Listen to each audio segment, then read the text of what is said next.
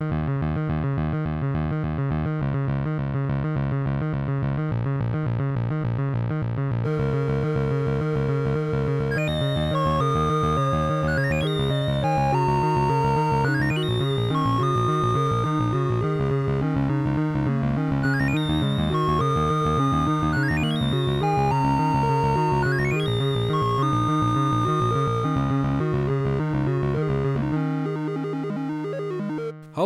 and welcome to the Larger Unnecessary First Player Token podcast. This is episode 89. My name is Chris. David. I'm Pawel. Hi guys. Hiya.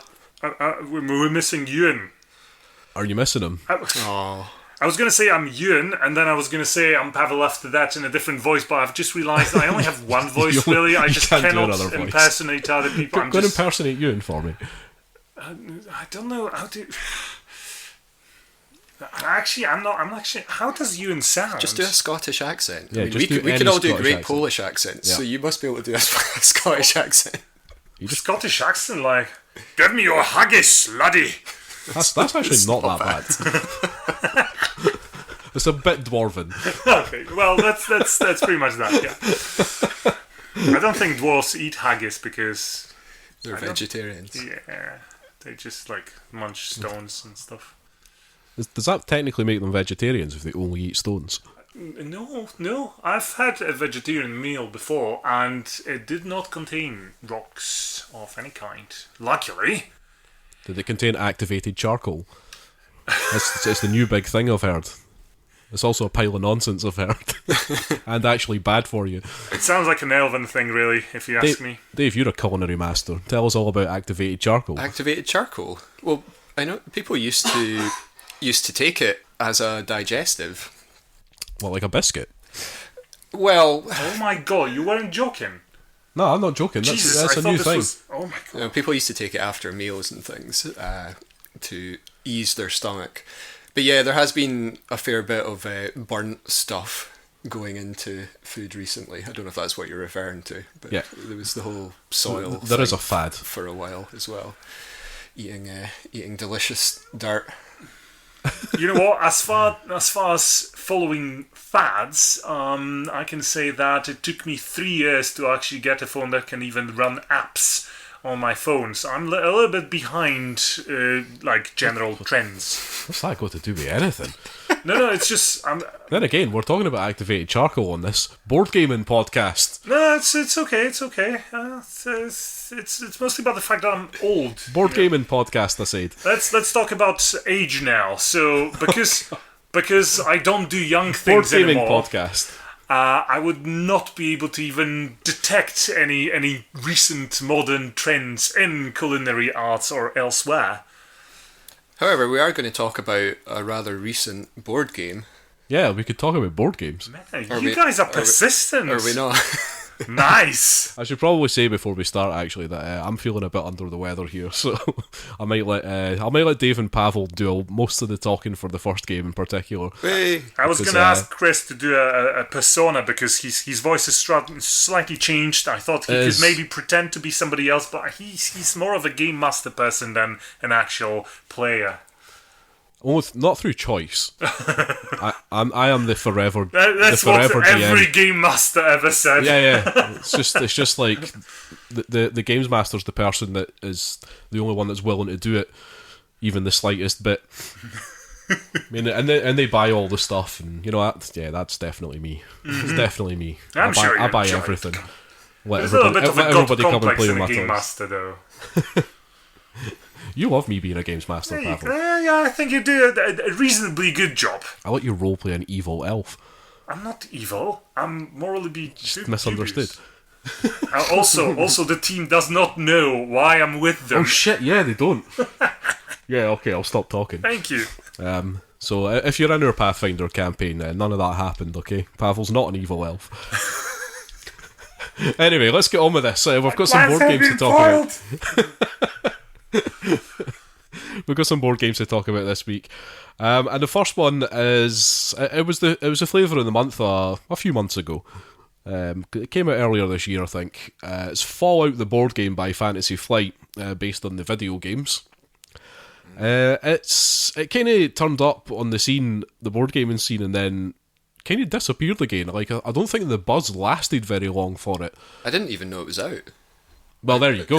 I mean, I heard about it being made, and Yeah. then I didn't realise it was out already. well, like I say, there you go. I mean, it's just like it just kind of appeared and then disappeared. That's the thing. It's like there was. Yeah. I think there were just other games out there that took probably. the spotlight off it. So yeah, I mean, I had it for a few weeks now, and we sat down, the three of us, and played through with one of our friends as well. Actually, I've just remembered. Played through a bit of this game. Played through the first scenario. Yeah. Now, like I say, I'm going to let you guys take over here, because the more I speak, the more my throat wants to cough dramatically. So, take over, somebody. Right, so I'm gonna do War It Never Changes, and you do Sinatra. Okay, so sorry? War never changes. That's a terrible impression of that guy. Oh man. Strangers in the night. Right, so that's followed. Now let's just move on, yeah? What's that guy's name again? That's not Fallout. What? No, it is. That's What? I'm Fallout. sure it is. Is it? Yeah. War It Never Changes. War never changes. See, that's much better. You should be sick more often. Thanks. There you Which go. one's that from? All of them. Every single Fallout has that in it, man. I don't remember that. Even the board game probably has it somewhere on the box. I'm pretty sure it does. It must. Probably on the back. Yeah. I remember it from the. I remember it from the start of Metal Gear Solid 4. But maybe he said something slightly different. But anyway, We're slightly shocked now, Dave. what? Well, I don't think you're actually qualified to review Fallout anymore. well, that was never in doubt. But I thought we had authority on reviewing stuff. why don't you describe to us, Pawel, Hello. what is set out before you when you sit down for a game of Fallout, the board game? Right, well, you're given / you choose a character, although to be perfectly honest, I think when you pick a character, you essentially just pick a miniature and a single skill this character comes with, because apart from that, the character sheets as such are not very sort of rich in details. Dave's shaking his head, and I'm laughing at the fact Dave's shaking his head, because I know why. Continue. No, it's okay. I sense being judged on my board gaming preferences. It's okay. I can take it. Okay, so what are these characters, yeah. Pawel? The characters. Yes. Right. Well, you get to pick between your Vault Dweller, I think. No, Yes. actually, Vault Dweller was the only one that wasn't there. Is that? No, okay, so that was the only one that we didn't use when we played. Alright, so cool. we've got the Vault Dweller, we've got a Ghoul, And we've got a Ghoul. we've got a Super Mutant, Super a Mutant. Wastelander, Yes. and the Brotherhood Paladin, the ex-Paladin, or whatever he is. Yeah. He's been outcast. That's what he's called, the outcast. So yeah, but So you pick one of those 5. yes, you do, and then I think you actually draw your starting attributes. You have the 7. Is that 7? I think 7. Yes, the special attributes, and it's exactly the same attributes as you would have in the video game. You might have some sort of starting equipment depending on your character, and I think all the characters, it may change in different scenarios, but in the mission we played, all the characters started in the same location. No, it's always like that. Oh, okay, fair enough. Yeah, so we assume that the super mutant is quite friendly. It's probably strong. He looked like strong to me. He does look like strong, All actually. super mutants tend to look the same because that's just so much cheaper as far as asset management goes in video games. Yeah. So these things are represented on your very bland and uninteresting character sheet that you have in front of you. So just try to imagine that, listeners at home. It's a very plain looking piece of cardboard. Because I expected my own Pip-Boy and I was not given any. It does. No, it has aspects of that, but it has some nice little. I don't know what you call this when they have the dual layer cardboard to slot things into and drop little markers and counters. So it's actually pretty good, and it's got some pegboard type stuff in it as well. So It's a cardboard status bar. It's functional. Yes, It's very functional. It is. And there's also a map, isn't there, Pawel? Yes, why yes, Dave, yes there is. Not as much a map as a collection of hexes. Some of them face up, most of them face down, all of them promising various wasteland goodies in the form of radiation and other attractions. There's some of the cities that we might recognise from the various Fallout games, maybe. Yeah, that was the part that actually surprised me, because I thought this was a direct translation of Fallout 4, which it nearly was, but the hexes, the map hexes themselves, will have various locations and key points from previous games as well, which is, fine. Yeah. Well, let's be clear about that, actually, because Depends on the scenario. There are different scenarios in this. There's 4 of them, and there's scenarios from Fallout 3 and Fallout 4. So the Fallout 3 main game scenario and the Fallout 4 main game scenario, but there are also 2 scenarios from DLC content from the video games. One from Fallout 3 and one from Fallout 4. I can't remember what those are exactly, but they are there. And the map tiles represent different locations from Fallout 3 and Fallout 4. There aren't any other locations. So what you're saying is there's 4 missions in the game as such? There's 4 scenarios, yes. In the base game, yes, that will no doubt be followed by some expansions. Well, it's a classic Fantasy Flight thing, but I think they'll wait and see how it sells. Yeah.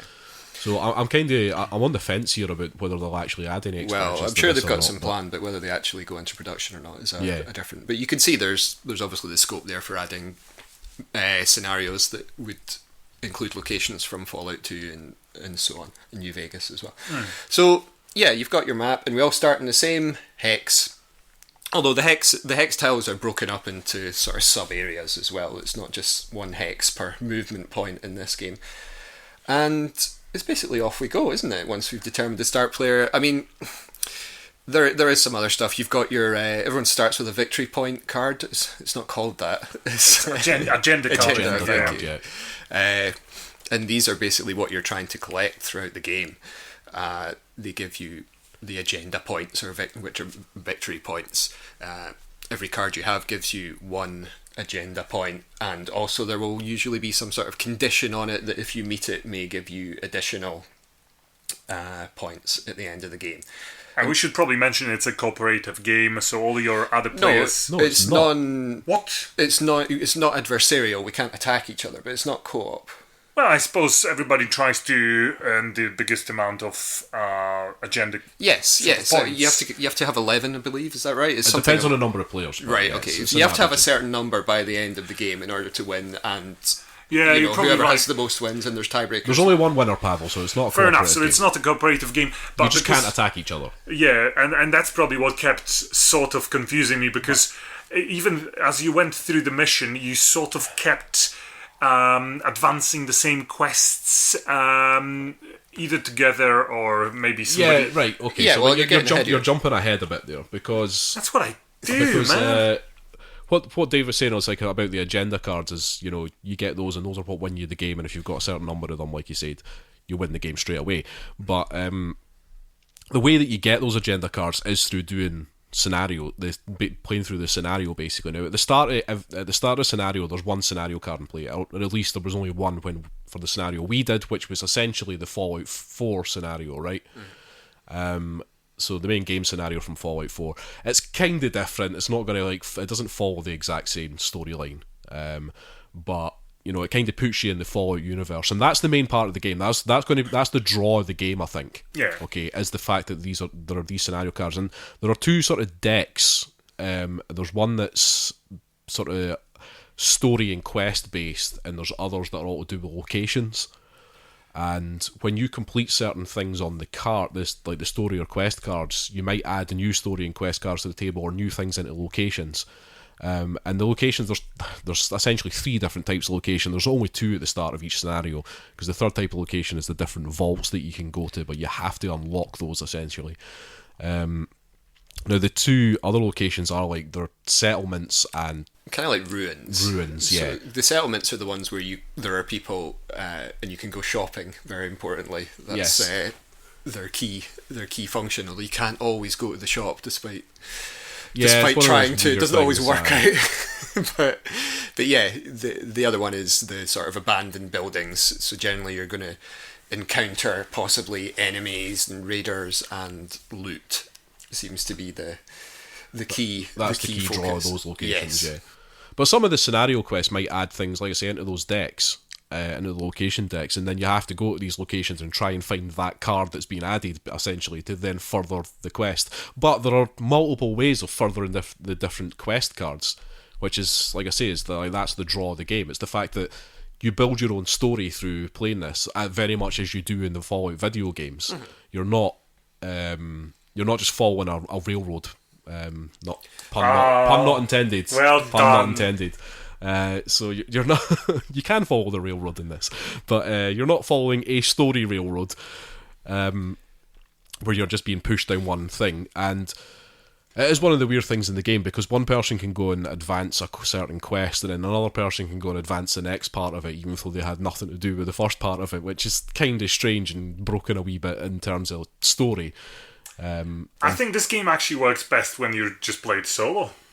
Have you played it solo? I don't, but it's because I've played the video game solo, and then I've watched the whole make your own story card mechanic. It just felt the same way. It were your quests. Yeah, but this is a game in a sort of gamey sense. This game is about getting victory points. Yeah. Yes, there is a quest that you can advance, but it's not a powerful narrative experience, and it's not attempting to be that.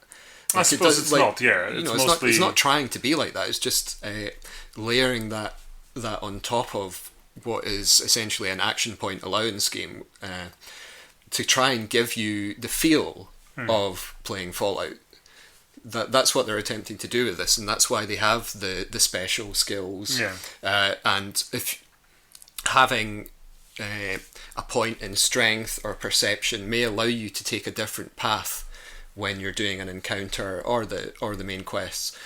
Because the way that the encounters and quests and so on work, the way the encounters work certainly is whenever you do an encounter in a ruin or in a settlement or in a vault, it's another player who picks up the card from the deck, and only they get to see what's on it. You don't get to see, so you can't see what the outcomes are of the various options that you have to choose from.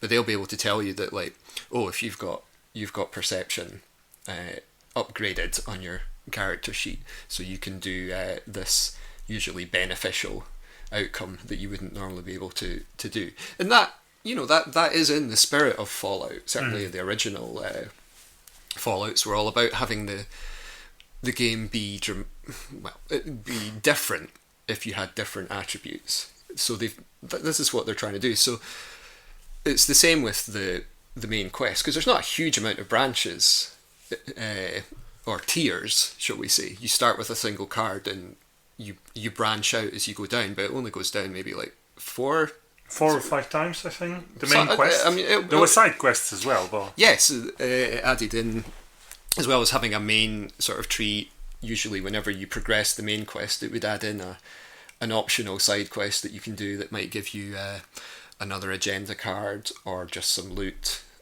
or so on. Yeah, I mean, I felt it did feel quite Fallouty to me. For a board, for a board game, it was almost a direct translation.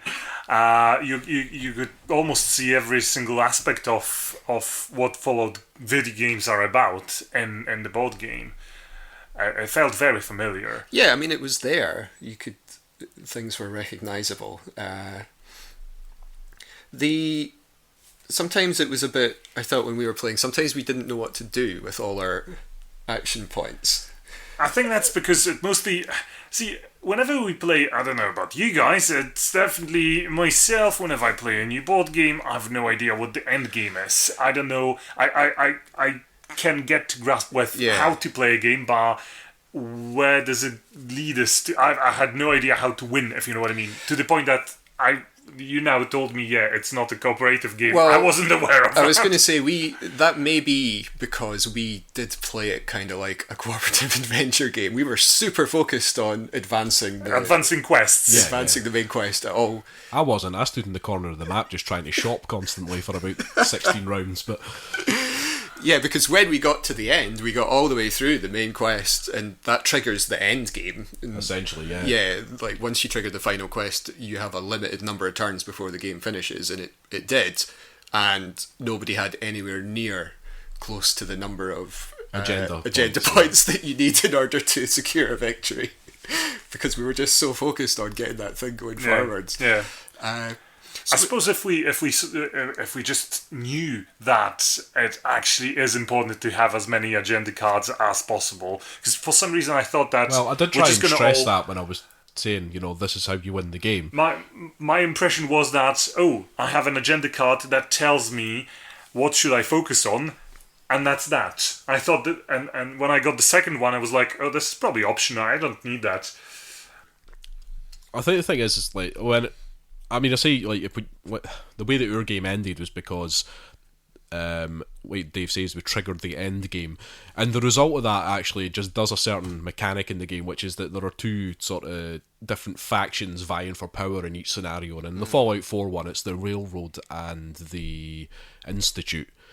And the way that what happened with us, and kind of spoiler alert here, but if you've played Fallout 4 you probably already know kind of what goes on here, but the Institute just sort of sent somebody into was it the Railroad territory? Was the other bit, or no? Did they send somebody into the Institute itself or something like that? I can't remember. No, I think they were heading. They were heading towards the railroad. They're heading towards the railroad, yeah. Sort of, and just by reaching them, they basically seized power. Because there's a little track that's on a separate board where you keep track of how those different factions are doing in terms of their power, and the players can have an influence on that by doing the quest in specific ways.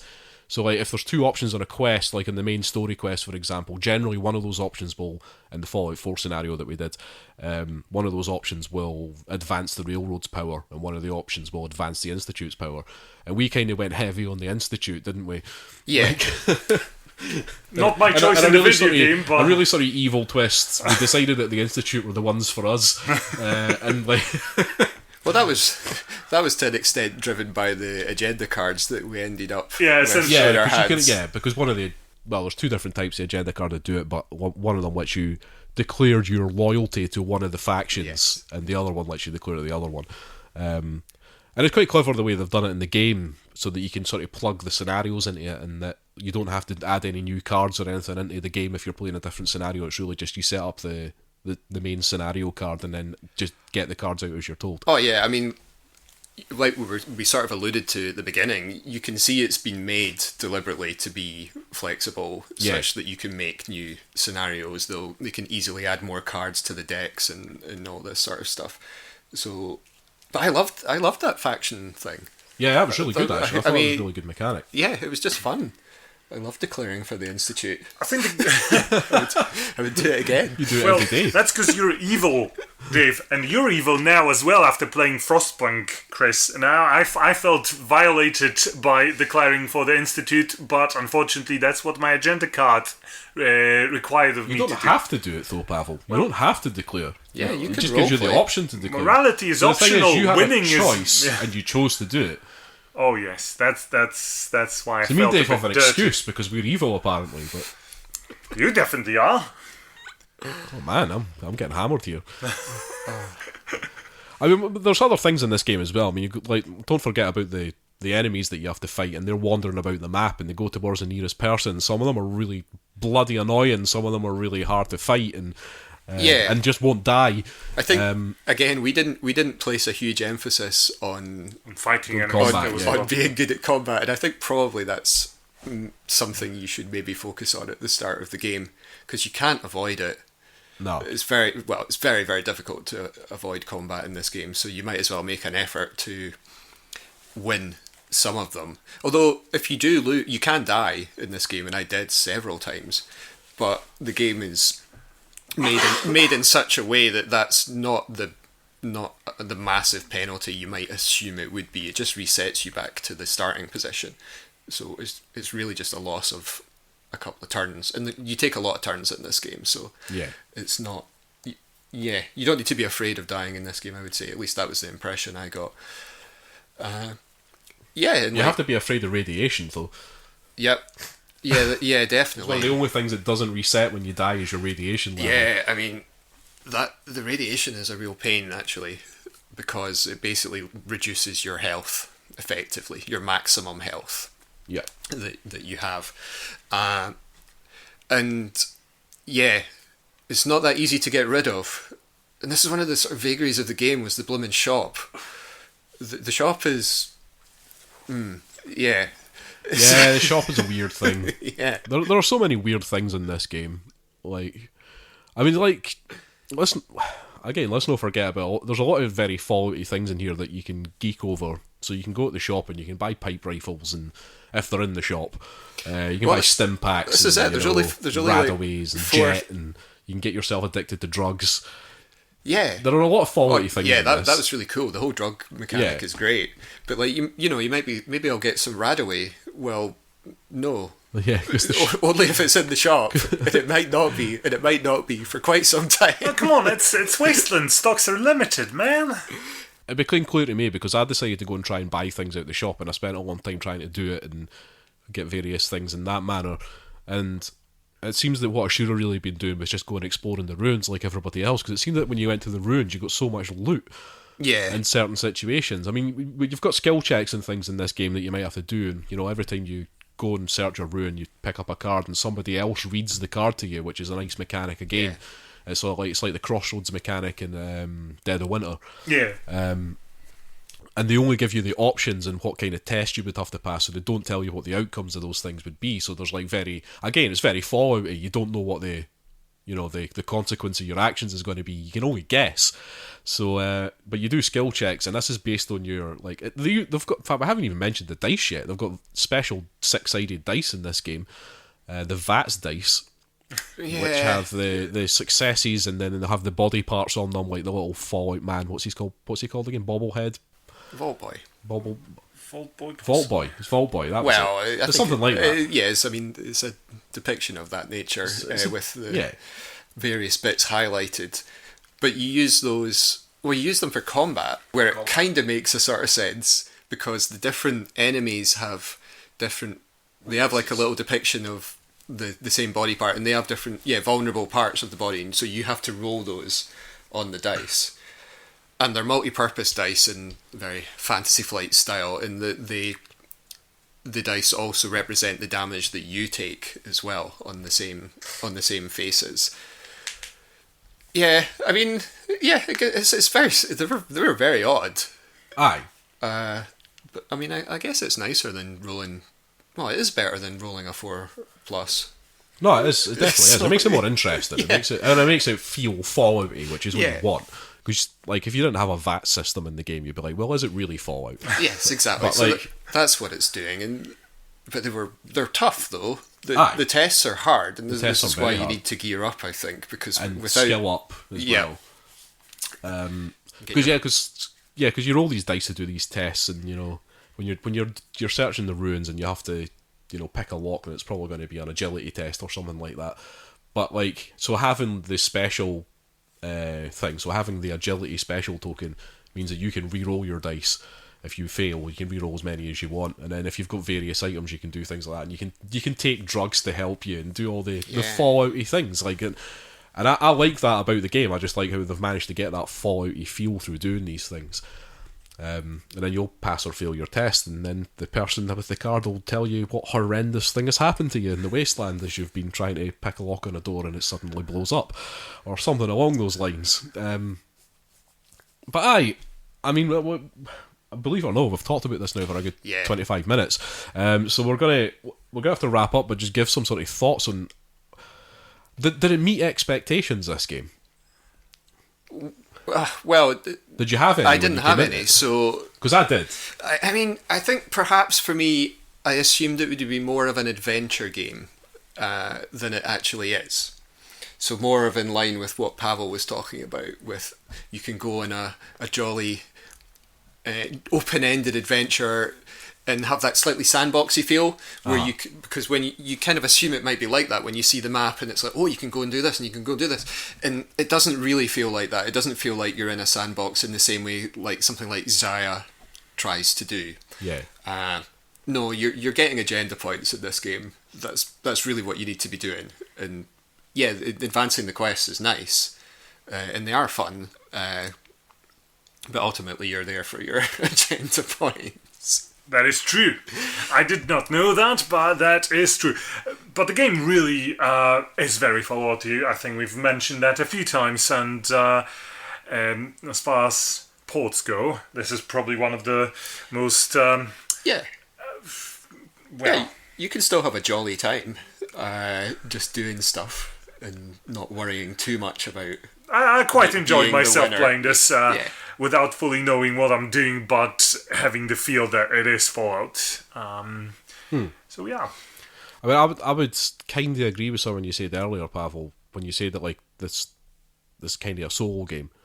Because I did sort of play it kind of solo when I first set the game up to learn it, and I played a little bit of the Fallout 3, the Capital Wasteland scenario. And it did kind of work. I mean, the one thing about that is that when you're playing solo, all the enemies on the board go for you. There's nobody else for them to go for. And obviously you have to be disciplined when you're reading your yes, you do. Yes, you cards. do. But I would actually say that right, we played this with 4 people, which is the maximum number, I think, but it's technically it's 1 to 4 players. It says in the box. But I would say like playing it with 2 or 3. I don't think it worked that well with 4 people. I think that there was a lot of us just like. There was a lot of situations where people were moving towards a certain place to go and do some sort of specific thing, but somebody else had beat them to it. And as much as it's annoying... I did spend a good chunk of time just kind of floating about on the board and not getting to places, not getting to ruins to do a certain thing, not getting to a shop to do a certain thing, not going and killing an enemy fast enough because I couldn't get to them fast enough because other people were doing all this stuff before me. And, I mean, I think everybody had that kind of experience on some level. So I'm not just like whinging about it or anything. I just think that that's a thing with the game. I don't want to call it a fault, it's just a thing. So I think maybe playing it with like 2 people, maybe 3 would probably be the best kind of number. But it's just because there's so little interaction between players and exactly, characters for that matter in this game. If you have too many, I mean the rounds are fairly fast, but still it feels solo to me. They're fairly fast, but there's also not much gets done in them quite a lot of the time. Because your options are limited, and that was one of the things that really surprised me when I opened this game. Because like you, Dave, I was expecting a much more sandboxy, sort of plenty of options for you to choose from sort of thing. And your options are actually pretty limited on your turn. You can kind of just like move and search or move and fight something. And there wasn't much more to it than that. It was like... Yeah, I don't know what I was expecting, but I was kind of expecting maybe a wee bit more than that. So, I mean, I asked if it met expectations. I don't think it kind of met the expectations I had for it. I still think it's a pretty fun game, and I do want to play through some of the other scenarios, as particularly the Fallout 3 one, and see how that goes. But yeah, like I say, I don't think it kind of met the expectations I had, but it's still a solid game for me. Yeah, I'd definitely play it again. I would play it again simply for the mission and for the Fallout, and those crossroad cards as well. Let's call them crossroads. Yeah, and it's easy to play. It's just sort of fun. To be fair, I just miss Time Stories really. So every single time we play something that's at least a little bit like Time Stories, I'm like, yep, this is almost as nothing good. like Time Stories. No, I mean the storytelling through cards. Yeah. Yeah. Obviously, I have a lot of that, and we still have Time Stories to play. It's just that one of the guys we play with lives quite far away now, so... Bastard! We'll get him through at some point. We need to play this Time Stories thing, because it's been sitting there for more than a year now, I think. Yeah, there's probably more expansions now to get as well. There's probably a lot more. Anyway, that's Fallout, the board game. Okay, yeah, so that's by... Bethesda. It's not by Bethesda. It's by Fantasy Flight Games. Bethesda do have their name on the box, but I'm pretty sure they probably didn't have that much input in it. And it's designed by Andrew Fisher and Nathan Hayek. I'm assuming that is Hajek. That's acceptable. Thanks, Pawel. Okay, right. We've got a sort of more filler, abstract game to talk about. It is very abstract game. Yeah, it's a little abstract strategy game. Which I gifted Dave a copy of this because we have kind of been cheating and we've been playing it on PC rather than playing it in physical form. I have been, on so many occasions, I've been really tempted to pick this game up, a physical copy of it. The only reason that stops me from doing it is I don't I don't really know anybody that lives nearby that would sit and play this with me over and over again, sort of thing. I mean, I know, Dave, you would play it with me, but how often would we actually do that would be the question. So picking it up on Steam was the ideal thing for us to play together. So I gave you a copy of this, and you've spent the entire time just whipping my arse at it. No, you won. I won a game. I won a game so far. So how many games have you guys played then? 6 maybe? Yeah. 5, 6? We should say what we're talking about. Yes. Because it's a very well-known game. Can you guess, listeners? It's Settlers of Catan! I'm really bad at this, at just not mentioning the name of the game. It's Hive. It's Hive. You must have heard of Hive, Pawel. I have not. Yes. Oh, okay. Well, anyone who's ever bought a board game from Amazon will have encountered Hive. I only do Kickstarters, I've man. been recommended to them. Now, this game came out in 2001, so it is pretty old, and it has been going about, and it's still going strong. Like, I've got the page up on Board Game Geek for it right now, and it is ranked the 11th best abstract game. I'm not surprised. Not surprised in the slightest. I know I have not heard of it before. It probably had abstract next to the name, and I just filtered it out from my brain. Yeah, well, possibly, but also it's not the sort of game you hear about, but that doesn't mean that people have stopped playing it.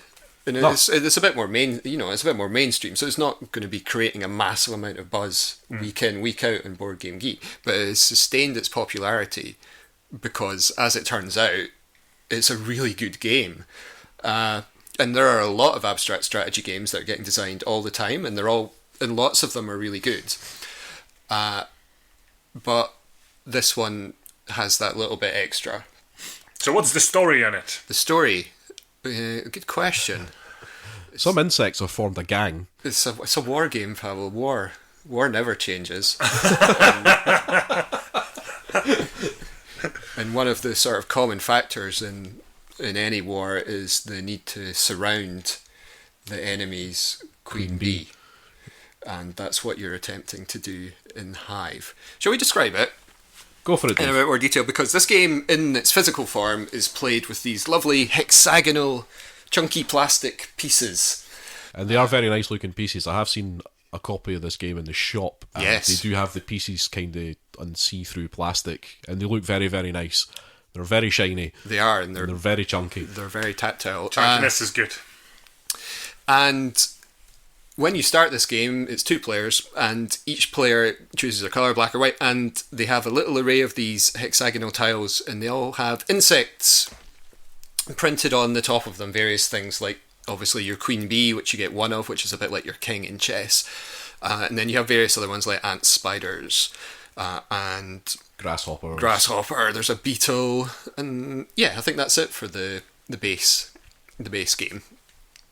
And the rules are pretty simple. In fact, they're very simple, and sort of one of the keys of abstract strategy games. Basically, when you take your turn in this game, there's only 2 things you can do. You either place one of your hexagonal tiles on the table, or you can move one of the tiles that's already on there. And those are the 2 things that you can do in this game. But there's a couple of other restrictions on it. So like when you're placing your tile, with the exception of the person taking the first turn, every turn thereafter, when you place a tile, it has to... Or sorry, the first 2 turns, I suppose. First 2 turns, yeah. The first 2 turns are So after the first 2 turns, whenever you place a second tile from your array of tiles, it has to be touching one of your existing tiles. So the 2 sort of hex sides have to abut with each other. And it cannot be touching the side of an opponent's tile. So that's the rule for placement. And when you're moving tiles, the other thing you can do, you can't move, first of all, until you've placed your queen. You have to place your queen within the first 4 turns. And in tournament rules, you're not supposed to place it in the first turn either. That's an optional rule. But after you place your queen, you're allowed to move your tiles. But when you move, and they move in different ways, but you have to obey what's called the One Hive Rule. So all the tiles are connected together on the board. When you move your tile, you cannot move it in such a way that you break off a part of the hive and leave it isolated. And that's not at the end of your turn, that's like during the movement. So you do physically move them, and a number of the tiles you actually move them by sliding them on the table. There are rules for. So you had to part of playing the. That's one of the things that catches me out a lot. Yeah, part of playing the electronic version of this game is you have to learn this sliding concept, because about half of the tiles when you move them, you do not pick them up and place them down again. So like the queen, the spider, and the ants, they have to slide. And this has repercussions for the game beyond just the one hive rule, where you can't leave bits hanging. It also means because the tiles are hex-shaped, there can be spaces available, but if you're moving your queen or your ant, they may not be able to move into that hex space because you cannot physically slide a piece into that space. And you can also be blocked in the same way. And this is part of the way that you surround or restrict the movement of your opponent's queen. It can be by blocking them in, such that even though they could move, and the queen moves one space around the hive, but so even though there's a space free for them to move into, they may not be able to because they're blocked in by pieces. Not all pieces move by sliding. That's how you get around this. So you've got like the grasshopper. So the grasshopper could jump into one of these spaces because it jumps over in a straight line, a line of tiles. And you've got the beetle. The beetle, yeah. The beetle is different. The beetle's a strange tile actually, because I feel that it's in a lot of cases it's just not a great tile, but in some cases it's the best tile that you can have. They can be super important. Yeah. The beetle is allowed. I mean, normally it just moves like the queen. It can only move one space, but it is allowed to move on top of the hive. Yep. So it can move on top of a tile that it's adjacent to. And when it does that, the tile that's underneath can no longer move. But also by moving on top of the hive, this also allows the beetle to drop down into spaces that would be blocked that you couldn't slide into normally. So that's your other option, aside the grasshopper, for getting into those holes that have been created. The other important aspect about the beetle is that if you climb on top of one of your opponent's pieces, that piece is considered your colour. It can be, yes. You can then, if there's no other opponent's pieces around, you can start putting your own pieces in. Yeah, you can. There are situations you have to sort of visualise this, listeners. But if you've got your beetle on top of the opponent's queen, say, that makes it much easier for you to place pieces adjacent to that beetle because it's for the purposes of placement, the beetle is considered to be the colour that's on that hex. So like Chris was saying, as long as there's no other opponent's tiles that are blocking your placement, you can start placing your own tiles around the enemy's queen with impunity. So that's kind of how you play it. You alternate turns until one player's queen is surrounded by 6 other tiles. They don't have to be your tiles. You can end up being surrounded by your own, or it's a combination of both. Yes, because of the way you have to connect the hive together. Because a lot of it is about pinning. I mean, a huge part of it is about pinning the opponent's pieces such that they can't move by exploiting the one hive rule. You can leave a sort of one of your own pieces dangling off your opponent's piece, and then their piece is pinned. It's an interesting game. It is interesting. In fact, it's more like addictive than I thought it was going to be. In terms of like, it's like a video game where you sit and play it, like a puzzle video game or something, where you sit and play it for a bit and then realise that you've just spent the past 4 hours playing this puzzle video game rather than the 2 hours that you thought it might have been. Because I would quite often just come home from work and just go straight onto Hive to see if you'd taken your turn. And I really like it. It's a really well designed game. Oh yeah. So incredibly well designed and well thought out, and quite a lot of the games that we've played, I've played out very differently.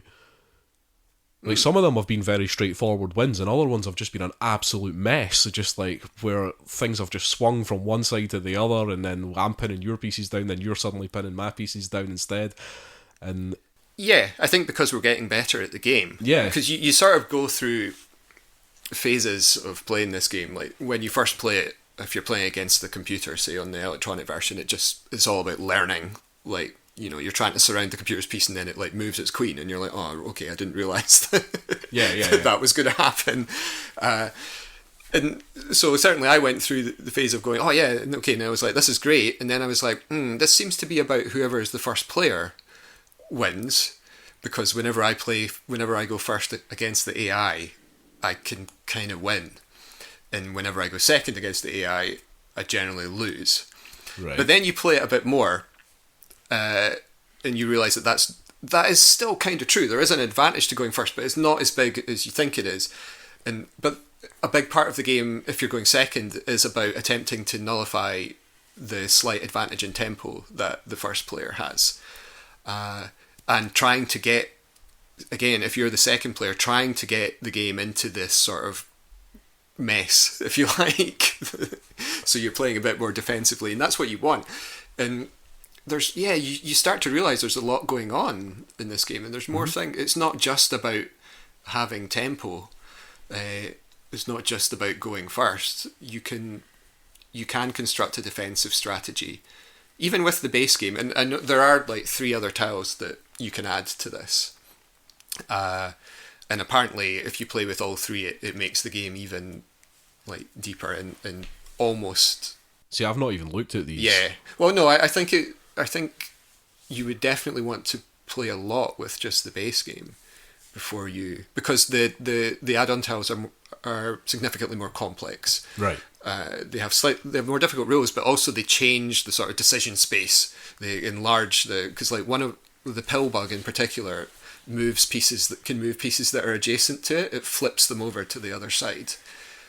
Okay. So suddenly that totally changes. Like, it totally opens up what you're able to do defensively, or what your opponent is able to do defensively. So there's just way more to consider. And I think for me anyway, that would be like way too overwhelming. I definitely want to, I've still got a lot of mileage in just the basic game.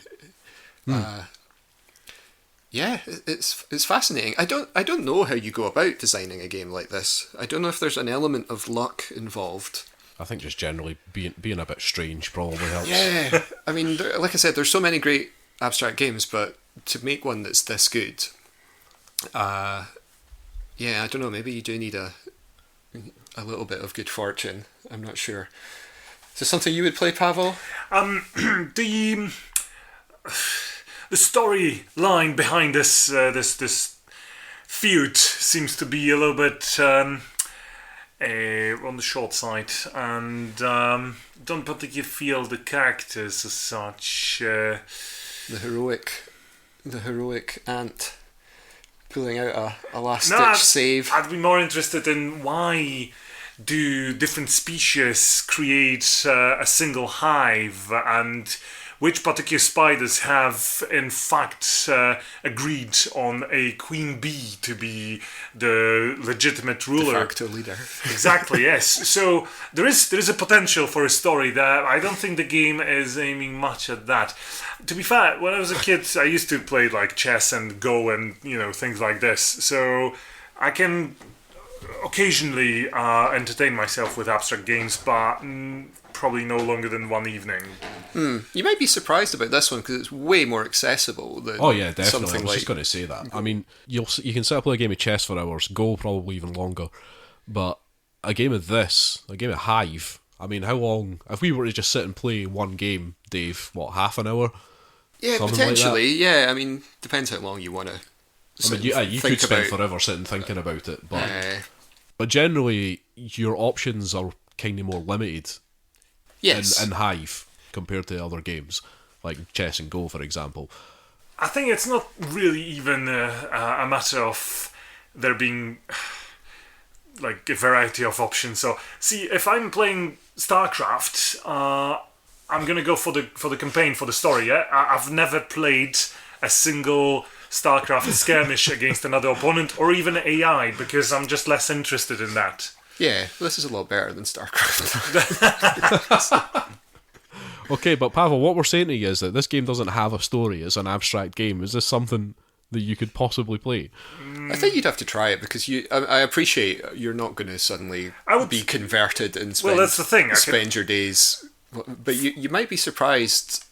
You have to give it. You have to play a few games. Yeah. But you might be surprised how enjoyable you find it because it's a bit of a battle, or it can be, and the whole trying to, especially when you're defending, but even when both though as well, because when you're attacking as well and the other person's defending, and like generally one person has the input, they're in the lead by usually one move, and so the other person is trying to break that desperately by the correct placement of their pieces, and so it's quite tense in a way because you don't, if you've got the tempo, you've got the tempo, but it can turn. You don't want to lose it, and so it's easy to make a mistake. And that's kind of what makes the game. I'd say it's very easy to make a mistake. Now, one of the things we'll say about this PC version is that no undo. There's no undo. There's no confirmed turn button. Actually, that's what the game needs—a confirmed turn button, rather than, because as soon as you make your move in the PC, the Steam version anyway, that's it. It's done. Yeah, you can't take it back. You've moved you've moved your piece. You've taken your hand away, and that's that. Well, there you go. I mean, I did kind of say that to myself as well. I was like, well, it's like when you take your hand away in chess, but also at the same time, if you misclick, then that's it, screwed. Ah. Which I did do once, but there's a lot of times like I've just made silly mistakes. Like I mean, I think I spend too much time over analysing everything and then completely forgetting what I was analysing 5 minutes ago and going, oh well, I can move that piece there, and then going, no wait, I went through this for 15 minutes. Like I can't move that there, but it's too late. I've already done it. I'm sure I would probably enjoy it for like an evening or two, but that would probably be that. Yeah, I mean it's not for everybody. No, but it's a good it's one of these games you take on holiday with you when you go on your caravan holiday. Aye. In case it rains. So you can. Well, I'm doing West Island Way in 2 days. Just need a flat surface. Flat-ish. And another player. Ah, well. Oh, you're not going on your own, though. You'll find a friend. Are you? Yeah. Oh, man. Well, you won't be on your own because there'll be all the Neds there to keep you comfy. Oh, okay then, that's fine. I'll play some. I'll play some games with them. Somebody will stoat a tin of your tenants off your head. It'll be great. Awesome. Hey, anyway, let's wrap that one up there. That is Hive, which was designed by John Yianni, who has made some other games. He's done one called Run Rabbit Run, which seems a natural successor to Hive, and also Junkyard Races. Wow, that sounds promising. So maybe Hive was just a total fluke. Who knows? Okay, we're quickly running out of time, so we've played a couple of other games, but we think we could we'll revisit something that we talked about. It's probably a couple of years ago since we talked about this game anyway. So we played it's a party game, and it follows in the sort of vein of things like Werewolf and that kind of thing. It's Deception, Murder in Hong Kong. So this game, in this game, one person is a murderer, one person is a forensic scientist, and everybody else is a police investigator, and they're all there to find out what happened at this murder scene. Now, because it's a party game, there's all the bluffing and the winding each other up and that kind of thing going on. How this game works is that there's a bunch of cards. There's two different colours of cards. One is a murder weapon cards, and there's some absolutely fascinating. They're not so much murder weapons. It's how the person died, I suppose. How you would describe it. But some of them are just murder weapons. Oh yeah, I mean there are some like absolutely ridiculous things. Electric bike. Yeah, something like electric bike I think might possibly be one. But there's also, because there's other cards as well, which are the evidence cards. So the blue ones are the murder, the how somebody died. The evidence cards are like sort of circumstantial evidence. Oh, yes. Mad dog. Can I just ask? Potted plant. So we know straight away who the murderer is? No. So every single person gets four. One person's a murderer. Okay. one person's a forensic scientist and everybody else is a police investigator. Now, you don't know who anybody is other than the forensic scientist is the only person that's... Because they're like the GM. They run the game, basically. Ah, right, gotcha. Okay. But they have an involvement in it as well. They actually want the police investigators to win. Okay, so they're working against the murderer, but the forensic scientist knows who the murderer is. None of the investigators do. Now, the forensic scientist is not allowed to talk. Yeah, okay, gotcha. So the forensic scientist has to give clues using tiles that they have in front of them. And the tiles there are a couple of tiles that stay the same through every game, and those are generally to do with how the person died. And the location of where that person died. Yeah. And the other tiles are all very random things. For example, which day of the week did they die on? What else have we got there, Dave? Oh, all sorts. Motive. The motive, yes. Yeah, I mean, that's social relationship. But also there's just weird things. There are very weird things. Well, maybe some of it is translation, but we've got, like, in progress. That's all that one says. Yeah, so in progress, but then what are the things that are on it? Yeah, so you've your options for in progress that you have to choose one of these options as the forensic investigator. You can choose entertainment, relaxation, assembly, trading, visit, and dining. But some of them are, things like day of the crime. Yeah. That's almost useless, that card I've found. Yeah, whichever one has the day of the week on it or whatever. That, like... Because you're trying to give clues for things like a murder weapon, and then, the items, which can be things like lunchbox, tweezers. I had a puppet, I remember, but there's things like dust, numbers. Is this the cause of death, or is it the... No, these are evidence? the sort of circumstantial evidence. Yes. So, like, numbers, mahjong tiles. Some of them are crazy. So...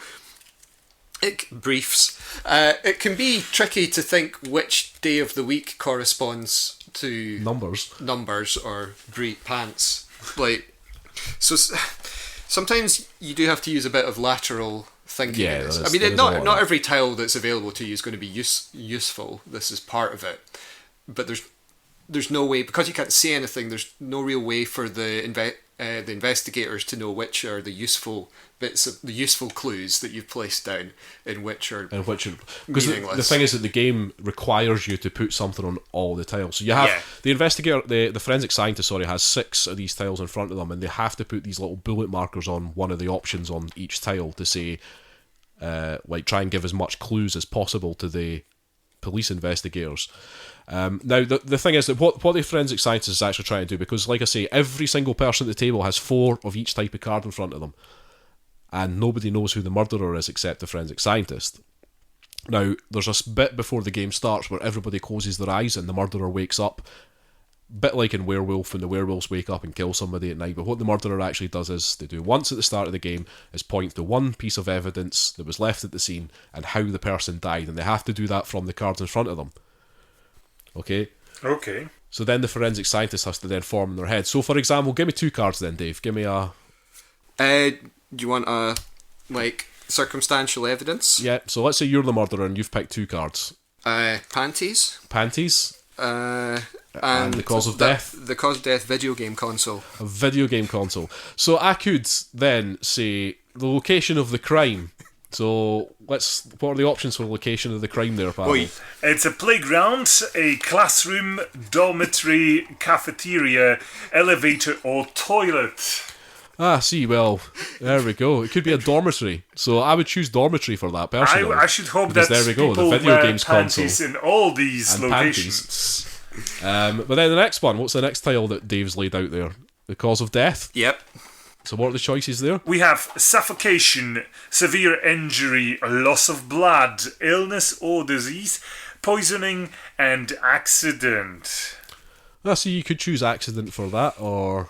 Yeah. You Are we still on panties, or are we moving to video game No, but this is now? the cause of death, so we could choose accident for that. And then what's the next one he's got there? We have in progress. So that's entertainment, relaxation, assembly, trading, visit, and dining. So I would choose entertainment for that.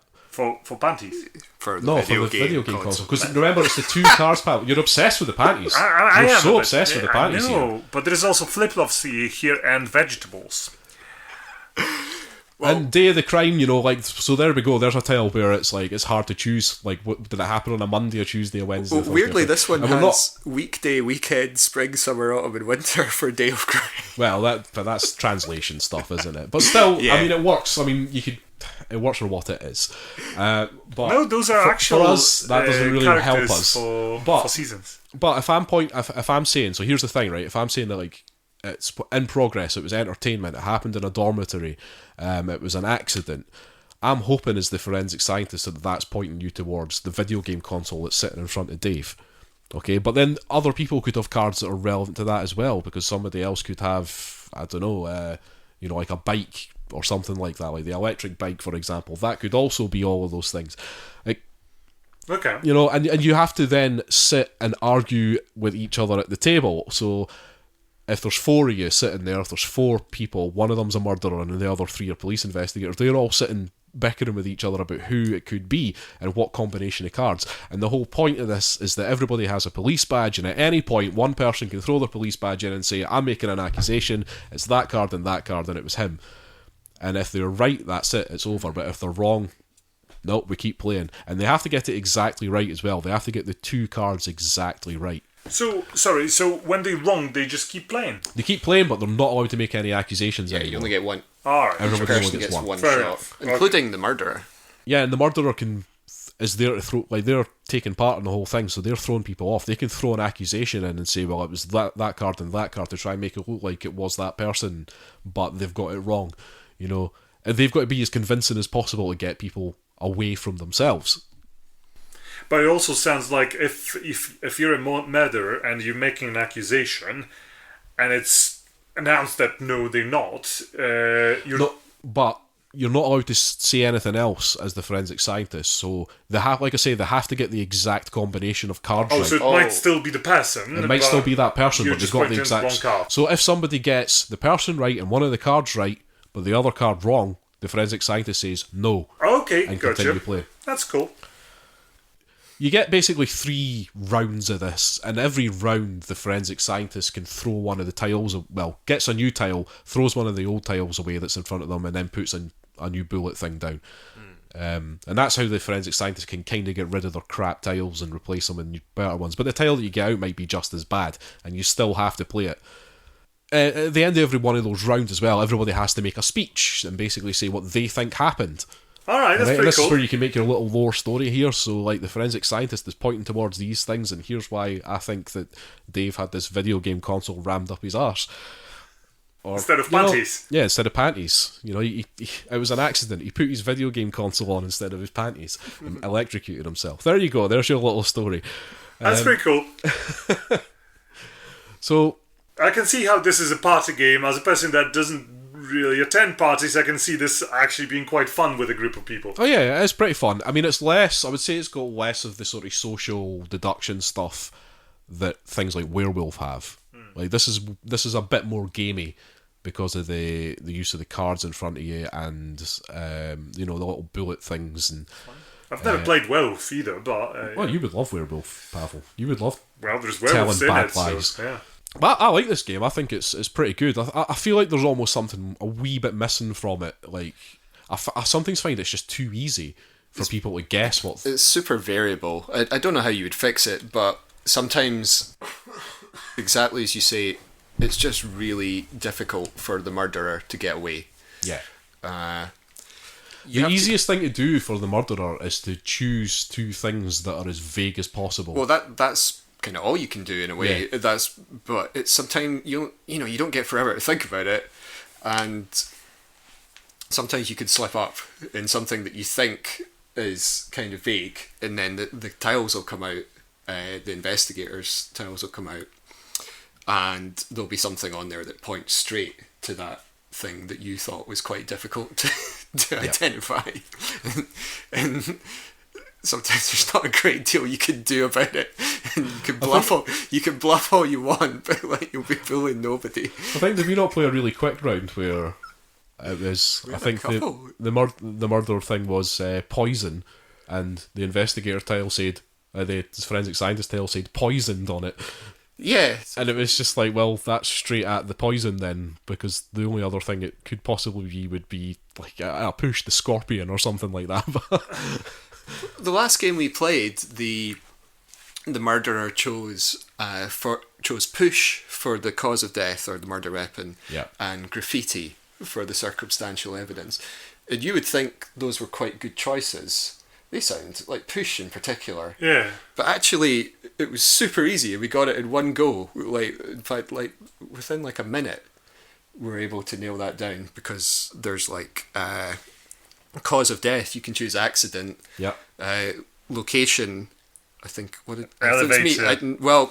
You would think elevator, but went for playground. There you go. Yeah. Why not? And a couple of others, and yeah, it was just like there was nothing the poor murderer could do. We had them back. So there is that, but I mean, it's fun making up little stories about the silly cards and. Yeah, definitely. And I think the less people you play it with, the harder it is for the murderer to get away. Well, yes, there is that, of course. It does. Because the more people you play it with, the more cards are on the table and the more variable things can get. But there are also other things that you can do to the game to change it up. Like you can kind of do with werewolf, you can add new roles in, but there's only a couple of things. Like so, you can add in a witness. I can't remember the exact mechanics about how the witness works, but I think they have to stay quiet. But I think they can. If I remember correctly, but don't quote me on this, when the murderer wakes up and points at their two cards, the witness is allowed to watch. And there's also an accomplice, and I think the accomplice is allowed to watch what the murderer does as well, but they can only win if the murderer wins. They can't win with the police investigators. So they're kind of working against the police investigators, while not being a murderer themselves, essentially. So there's ways of sort of switching this game up, and there are other sort of more complex tiles in there for the forensic scientist to use, which I don't think we've ever actually added into the game, and they've got all sorts of text written on them. Yeah, are they for making the game possibly a little bit easier? Potentially, maybe if you're playing with loads of players. Also, just possibly, yeah. But I think there's kind of like advanced rules as such. Sure. But I mean, I remember reading a few of them and thinking the game doesn't really need these. Yeah, I was just looking at them. They seem to be sort of like balancing things so that you can put it in to adjust the difficulty. I'm not sure though. But anyway, it's a fun game. It definitely is. I'd like to play it with loads of people. Well, I would just to see how it turned out. I'm not sure how. That's the thing. I think the most people I've played this with is like 5. So yeah, I think or 6 possibly. I don't know how many it will technically support, but I don't even know if it has an upper. It must have some sort of published limit for the number of. Pretty sure it does. I think it's like it's up to players. 10 or something. Well, 4 to 12. So there you go. 12. There you go. Yeah. So yeah, that would be entertaining. I mean, it'd be interesting. I think the sort of presence of alcohol may make this game quite challenging to run. Is that what happens at parties then? Sometimes, if you go to the right parties. Or the wrong ones. Yeah, because you've got cards out on the table or in front of you or whatever, there's obviously potential for... So what you're saying is difficulty keeping the whole thing under control. So normally party games do not actually have any... Well, that's the reason Werewolf works very well, is you have a single card, you look at it, and then you can put it down and forget. Like, you don't need to look at it again. So it's don't forget about it. But alcohol proof. Yeah, that does that happen. has happened. Yes. Well, God, it happened when we played this game as well. It was about when I was I was an investigator, and I was like, "Will the murderer please wake up?" And it's like, "Will the murderer please wake up?" No, nobody. And I was like, "Okay, well, I see what's happened here." So we had to reset, but yeah, so it'd be worth a go. But I think if you had a large number of people, you might struggle to get it to its conclusion if they were too pissed off. I don't know, but it'd be worth a crack. Sounds like fun, Pawel. Yeah, you should come. What, you mean the alcohol? No, I mean the game. No, you don't. The game sounds like fun. Yes, I would definitely play it. Yes. Oh, you'd love this game. I think that you would be making all sorts of stories. Yes. Yeah. It's asking for it. Yep. not attempting to win the game, just attempting to tell the best. To create some chunky lore for the Deception universe. Okay, well that's Deception, Murder in Hong Kong, I believe is the subtitle. Yes. I'm not sure about how the availability of this is, because I remember it being difficult to get a hold of when it first came out, because it is a game from Hong Kong, I believe, like actually made in Hong Kong. What's the designer's name on that, Dave? Oh, well, it's by Grey Fox Games, and it's a game by Toby Ho. But it came out a few years ago. I can't remember the exact date, but I have had it now for maybe 3 years, something like that, maybe 3 or 4. Yeah, you must be able to get a second-hand copy of this game, you would think, if you were dead keen to get it. So yeah, this game is available. It seems that definitely Amazon.com, the American site, definitely has some there. I don't know if that's through a third-party seller or anything, but definitely, it seems that there are definitely copies of it out there going about. This is from 2014. I've just had a quick look up there on Board Game Geek, and it is the 6th highest rated party game. Oh, on Board Game Geek. So that's very high. So it seems that people do agree with us that this game is quite fun. That definitely makes me even more want to give it a go with more players. Instead of playing Werewolf, we'll give this a shot. Give this a whirl instead. See what happens. Excellent. Right. Okay. Well, that's the end of this board game episode, and it's going to be the last board games episode for quite a few weeks, because we're going to, after the next video games episode, we're going to take a break. We've got some catching up to do, I think, on trying to get our schedule sorted out and just generally get through the summer where everybody's kind of busy. So we like to take an annual summer holiday. It's generally only like 4, maybe 5 weeks some things, but our plan is to get back together early August, I think is what we're aiming for, but it could be before that. We'll see how we go on. We've also got to try and start putting some plans in for episode 100, which is only, now, after this episode, 11 episodes away. So, going to have to start getting some plans together and writing a new theme tune. That's top of the list. We need to do something about it. Our theme tune is proven unpopular, apparently. There have been complaints. There have been complaints, yes. So we'll work on that. And of course, I never ever forget to do our internets. Dave hasn't just had to remind me to do them, and I've not had to stop recording and then start again. So here are our internets. If you want to email us, you can email us at firstplayertoken@gmail.com. That's FIRST playertoken. You can find us on Facebook, Twitter, SoundCloud, iTunes, Stitcher, YouTube. We have a PSN community. We have a Discord. Our Discord is discord.me/firstplayertoken. If you go to that, you'll get in there. Our Twitter is @1stplayertoken. That's once player token. Whoa, what is that? Is that your game show voice? I'd do it different. My Twitch username is Unnecessary Chris if you want to come along and watch me playing some shenanigans.